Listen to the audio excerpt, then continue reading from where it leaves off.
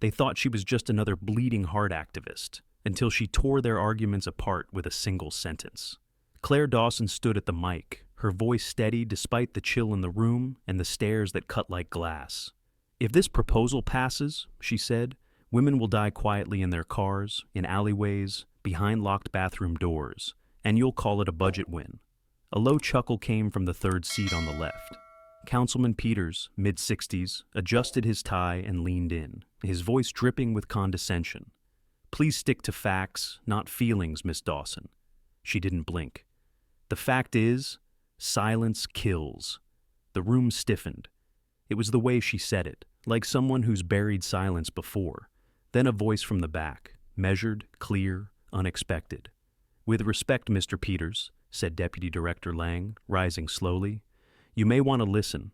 Claire Dawson authored the federal opposition to SB 118, the same bill this council tried to revive last year." Heads turned, phones lit up. Someone whispered, "Wait, that's Claire Dawson?" And just like that, the energy in the room shifted. No one laughed, no one interrupted. Claire remained still, her hands resting on a manila folder filled with data, testimonies, and scars. What they didn't know was this: she wasn't here for applause. She was here for reckoning. And it all started hours earlier, when she walked into City Hall wearing a fraying jacket, a quiet stare, and the weight of a truth no one wanted to hear. They didn't notice when she walked in. No cameras turned, no heads lifted, no assistants whispered into earpieces. Claire Dawson stepped through the double doors of City Hall like someone entering a place she'd already memorized in nightmares. Her jacket was plain, the kind that clung to old winters. Her boots were scuffed at the toes, and in her hand was a thick manila folder, worn at the edges, held like it was the only thing that hadn't betrayed her. The clerk at the welcome desk didn't look up, just slid a clipboard toward her and muttered, "3 minutes max, miss. That's all the time you've got." Claire signed her name with a pen that didn't work on the first try. She didn't ask for a better one. Instead, she pressed harder until the ink came out, steady and blue. Her signature landed like a challenge. She took her seat in the back row of the community section, beside a woman in a tailored blazer scrolling through campaign ads on her phone. A few rows ahead, a silver-haired councilman leaned toward his aide, glanced back briefly and said, "Who the hell sent her?" His voice wasn't low enough. Claire heard it, of course. She just didn't give him the pleasure of a reaction.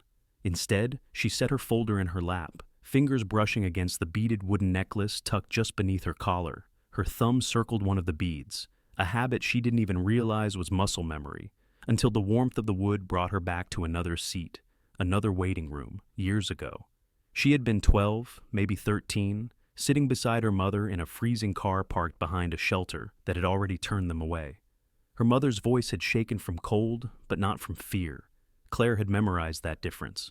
That night, her mother had given her the necklace and said, "You don't get to scream every time they slam the door. You wait, you watch, and then you knock louder." Back in the present, Claire looked around the room, not with defiance, but with detail. She noted who had folders, who had staffers, who was checking their watches. Her name hadn't been on the pre-approved speakers list. She had registered late and been moved to community comments, the polite version of where we put the people who don't matter. But Claire knew something the room didn't. The only people who ever changed anything were the ones who didn't look like they belonged there. She watched as the council shuffled papers, glanced at talking points, adjusted microphones they wouldn't let others touch.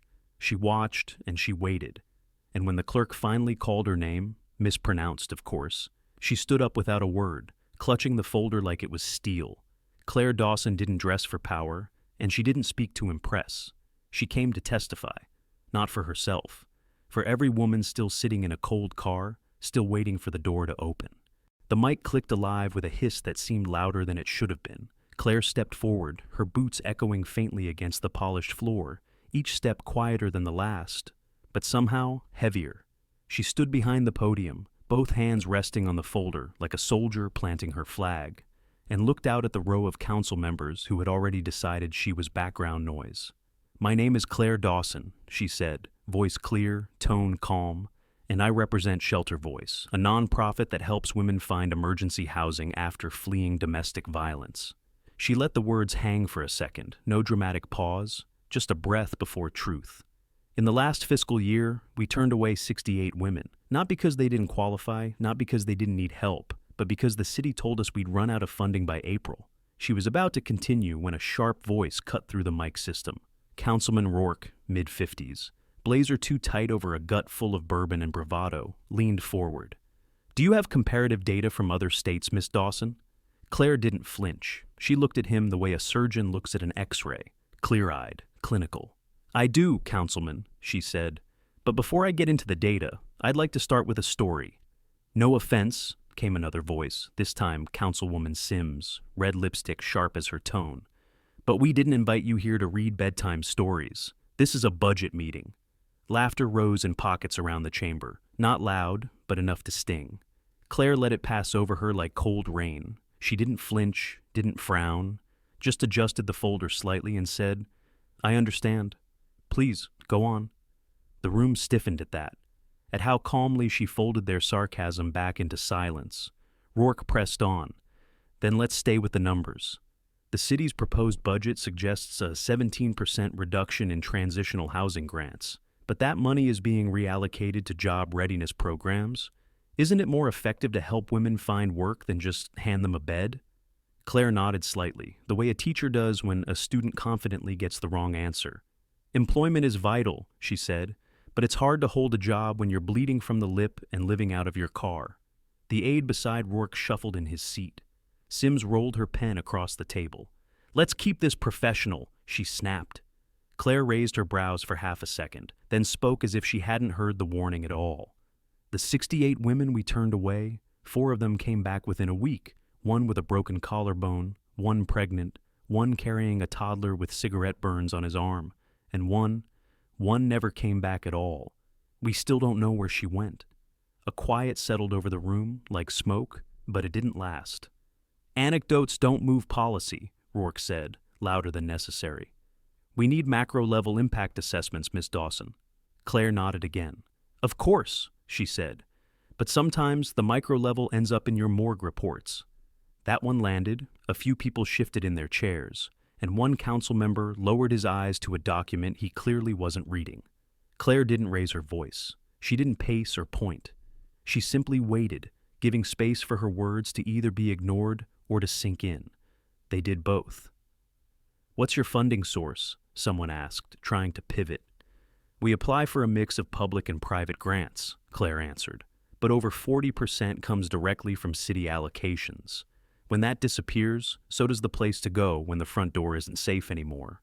"So fundraise better," Rourke muttered, just loud enough to be heard. Claire looked straight at him, not with anger, but with a kind of tired clarity that always hits harder. "We're not throwing galas, Councilman," she said. "We're handing out Motel 6 vouchers and praying they don't expire before the woman uses them." A few chuckles died in throats. No one laughed this time. Claire turned the page in her folder, her hands steady. Her nails were short, clean, no polish, practical. She read a single sentence from a police report dated 3 months earlier. Victim was found unconscious in vehicle, multiple contusions, minor child in back seat. She closed the folder. That woman got 1 night of shelter. The next morning, she checked herself out, said she didn't want to take up space someone else might need more. She left. We couldn't stop her. We didn't have a bed left to offer. Claire let her hands fall to her sides.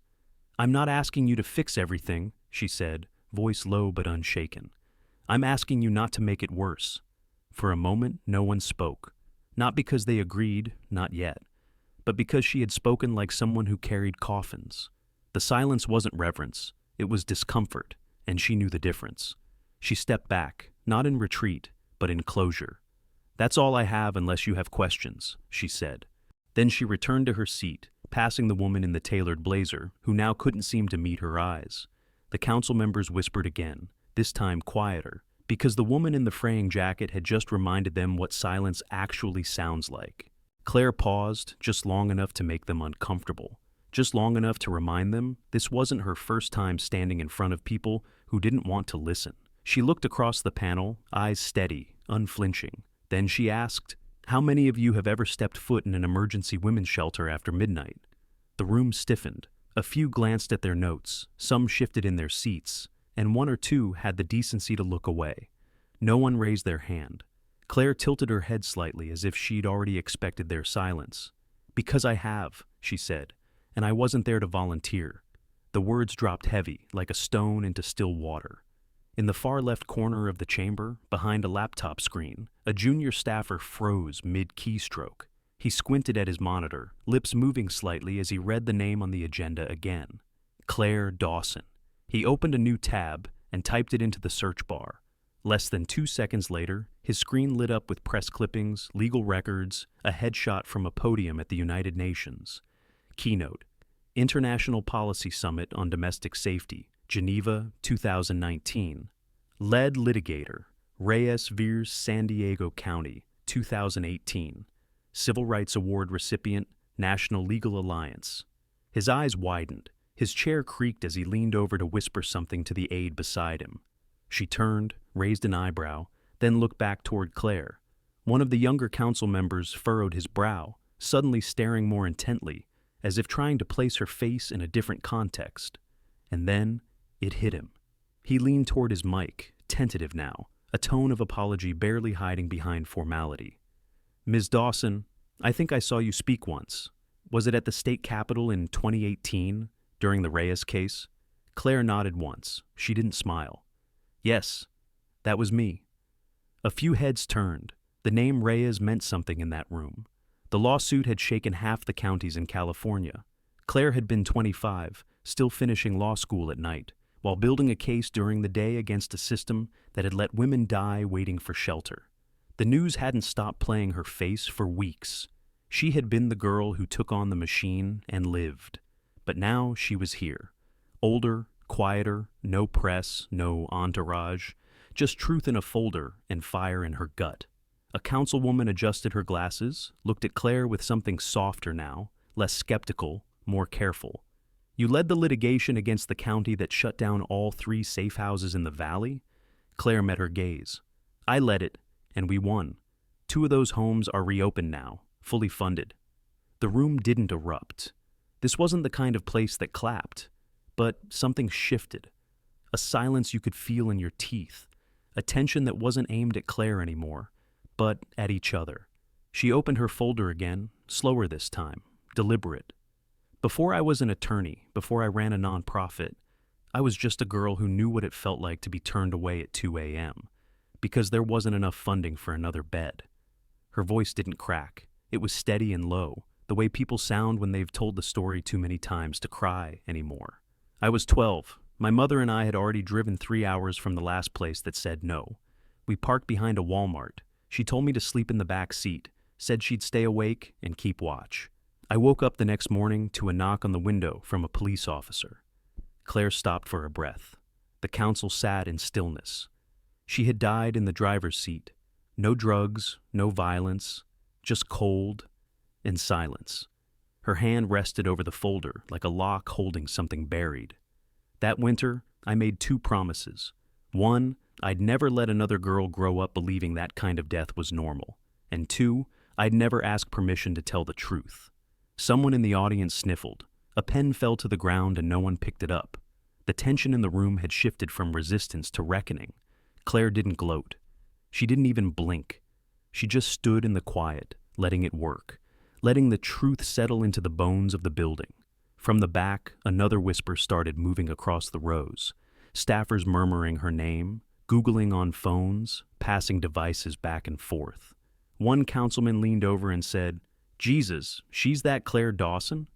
The woman who had once been seen as just another community speaker had become someone else entirely. And it didn't take a speech, or theatrics, or fury. Just a question, just a story, just the kind of truth that doesn't care whether you believe it or not. Claire looked at the chair where Councilman Peters had been sitting smugly an hour ago. Now he was leaning forward, no longer checking his phone, suddenly present. She had his attention now, but more importantly, she had cracked something open in the room and they all felt it, even if they wouldn't admit it. She didn't need them to. If you're feeling that something's turning, pause. Pour yourself that cup of coffee. Take that breath. And if you haven't yet, hit subscribe. Because what's coming next isn't just another shift in the room. It's the moment you realize you may have judged the wrong person. And it's time to listen closer. Claire waited, letting the quiet stretch longer than was comfortable, letting it settle into the fabric of the chairs, the sleeves of the suits, the corners of every smug expression that had filled the room minutes earlier. Then she leaned just slightly forward, both hands resting firmly on either side of the podium, like someone about to steady a building instead of speaking in one. If your grandmother was evicted tonight with nowhere to go, would you write an email? Or would you call 911? Her voice didn't rise, but it carried, slicing clean through the chamber, leaving no air to hide behind. Councilman Peters blinked once, then twice, and the crease between his brows deepened, not in anger, but confusion. He hadn't expected the conversation to turn personal. He hadn't expected to be asked a question he couldn't reduce to numbers. Claire scanned the line of council members slowly, her gaze moving from face to face, unwavering. If she had no coat, no heat, no one to call, would you tell her to fill out a form, or would you demand the city do better? No one answered. Not one of them raised a hand, not even to feign authority. She let their silence say what it needed to say. From her folder, she pulled a single page, creased at the corners, highlighted in faded orange. She held it up without flourish, only conviction. This is an internal memo from the Department of Social Welfare, dated March 2021. It details the outcome of maintaining full emergency shelter funding across 3 counties in the state. According to their own data, that year, those shelters saved approximately 300 women and children from hospitalization, incarceration, or death. She laid the paper flat on the podium, like laying down a trump card in a rigged game. You didn't read this because it was never released publicly. But I've had it for 2 years, because I asked the right questions, because I've seen what happens when you don't. She reached in again, this time pulling out the current budget proposal. And this, she said, voice sharp now, this is what you're voting on today. She flipped it open with the care of someone who had practiced the moment in her head for weeks. Page 9, line 47, subsection C, elimination of discretionary emergency housing grants. Right here. And the justification for removal? She tapped the paper with a short nail. Marked as non-essential. A dry cough came from someone near the back of the room, but otherwise no one moved. Claire straightened her shoulders.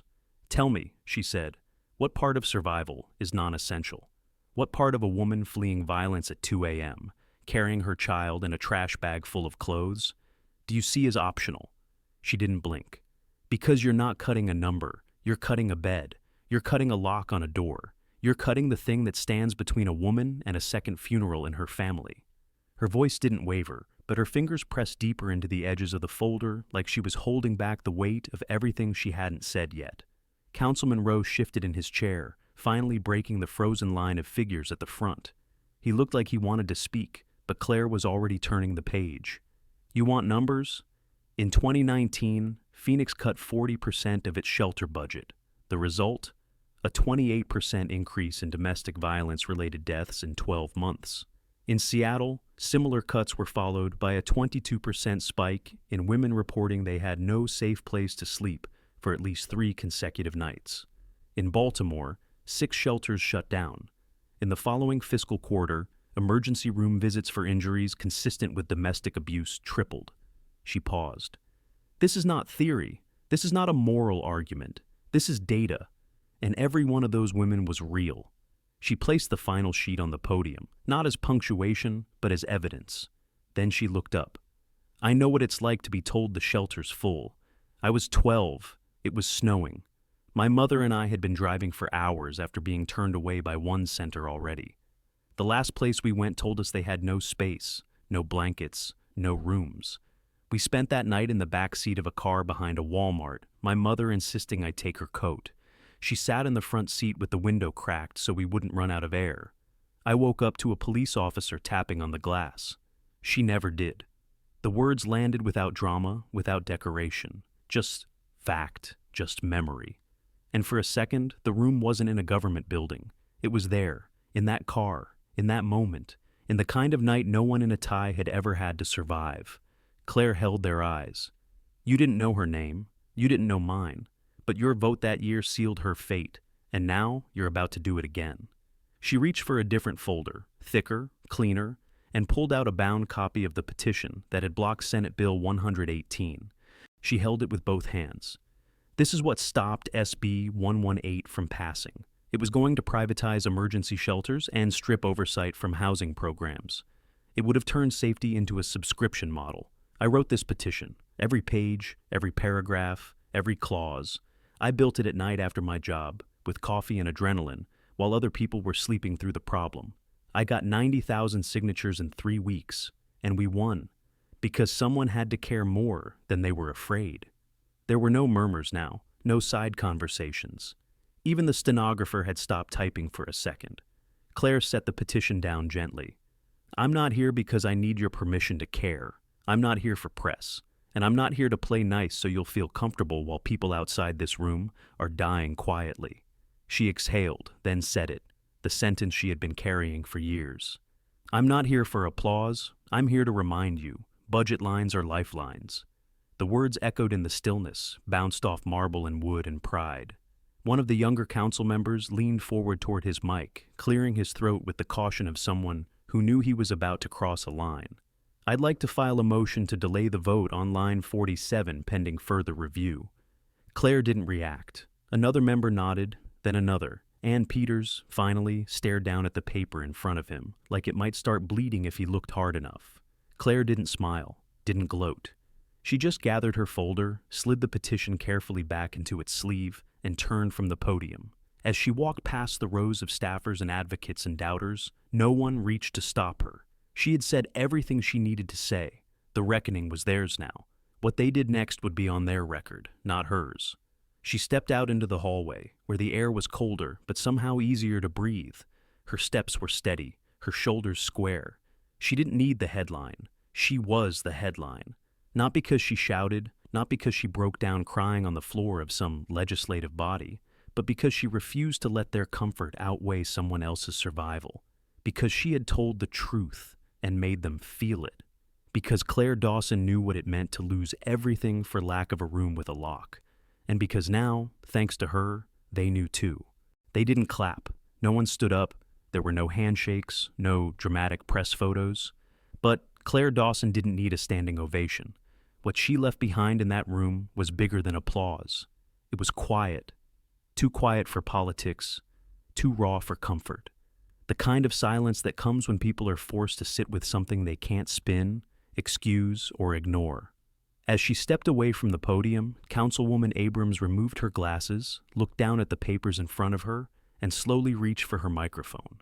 Her voice, when it came, was low and even. I would like to withdraw my vote in support of line 47 and request a full policy reassessment with testimony from shelter representatives and survivors. No speech, no justification, just change. Councilman Rowe nodded once and followed, echoing the motion. The clerk began scribbling notes, but even her pen moved slower, like the room had thickened with the weight of what had just happened. Claire didn't look back. She slid the documents back into her folder, each sheet handled with the same care she had when she'd first prepared them, meticulously, deliberately, like someone carrying memory, not paper. Near the end of the row, Councilman Peters sat stiffly. He didn't speak, but as Claire passed, he leaned ever so slightly toward one of his aides and whispered, "Tell her I'm sorry." Claire heard it, just faintly. She didn't stop. She didn't acknowledge it. Some apologies aren't made for forgiveness. They're made to remind the one speaking that they were wrong. Out in the hallway, the world felt colder, brighter. Claire didn't squint at the light. She didn't rush. Her pace stayed slow, controlled, like she was still inside that chamber. And in many ways, she was. It would take weeks, maybe months, for some of those people to process what she had told them. But that was their timeline, not hers. She had planted what she came to plant. Now they would carry it or let it rot. A voice cut through the stillness. "Ms. Dawson?" Claire turned. A young woman, barely out of college, hurried toward her, holding a notebook pressed tightly against her chest. Her badge said, "Student Observer, Stanford Public Policy Track." She looked nervous and flushed but determined. "I just wanted to say what you did in there. It mattered. I've sat through a dozen hearings this semester. Nothing landed like that. You didn't just argue, you made them feel it." Claire nodded once, not with warmth, but respect. The girl stepped closer, her voice trembling slightly. "Do you ever take interns? I mean, I don't care if it's unpaid. I just want to learn how to fight like you do." Claire studied her, not her clothes, not her resume, just the eyes. There was fire there, still small but real, the kind of hunger that couldn't be taught in classrooms. She reached into her folder and pulled out the printed budget document, the one she had spoken from. "Start here," Claire said, handing it over. "If you make it through all of that, email me." The girl took it with both hands, like she had just been handed a sword.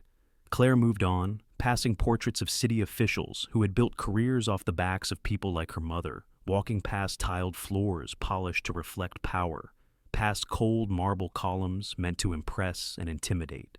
None of it touched her. She had walked through colder places, through harder nights, through mornings that began with police tape and ended with grant applications. She didn't need a statue or a seat at the table. She needed the table to remember why it existed in the first place. Back in the council chamber, a journalist whispered to her colleague, "Who is she really?" The answer came from an older policy aide scrolling through his phone. Claire Dawson, civil rights litigator, community advocate, shut down SB 118, fought San Diego County, brought 3 shelters back from the dead. The journalist blinked. "Why haven't we heard from her since?" The aide shrugged. "She doesn't chase the mic, she chases impact."